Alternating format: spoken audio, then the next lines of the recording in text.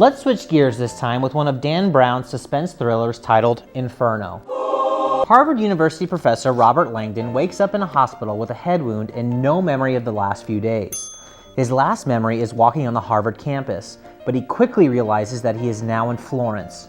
Sienna Brooks, one of the doctors tending to him, tells him he suffered a concussion from being grazed by a bullet and had stumbled into the emergency ward. After Sienna recounts the details of his admission to the hospital, Robert finds a cylinder with a biohazard sign in his jacket and decides to call the U.S. consulate. Soon, Robert sees an armed assassin pull up to the location Robert gave the consulate.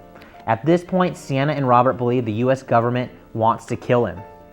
Robert decides to open the container and finds a small medieval bone cylinder fitted with a high-tech projector that displays a modified version of Botticelli's map of hell.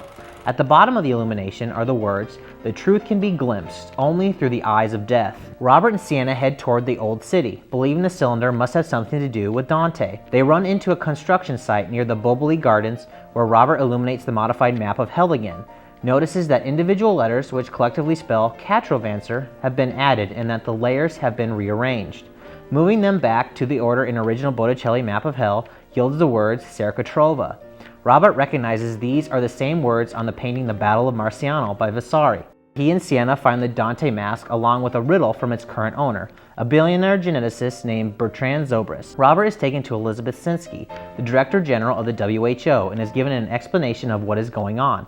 Zobrist, who committed suicide the week before, was a mad scientist and Dante fanatic who has supposedly developed a new biological plague that will kill off a large portion of the world's population in order to quickly solve the problem of the world's impending overpopulation. They gave Robert drugs to erase his short-term memory, created a fake head wound, and staged every event up to this point so that Robert would be motivated to solve it.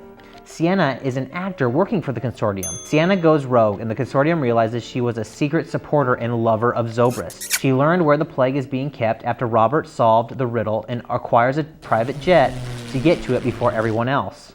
Robert, the WHO, and the consortium team up to stop her by going to the riddle's actual location, the Hagia Sophia in Istanbul. Robert and the others find the plague is in the cistern, but discover that Sienna is already there.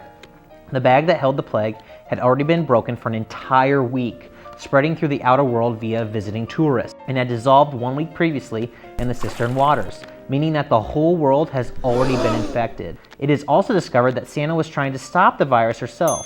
The plague that Zobrist created is revealed to be a vector virus that randomly activates to employ DNA modification to cause sterility in 1/3 of humans. Even with future genetic engineering technology, changing the human genome back would be hazardous. The human race, therefore, has been forced into a new age. And thus ends Inferno by Dan Brown. See you next time.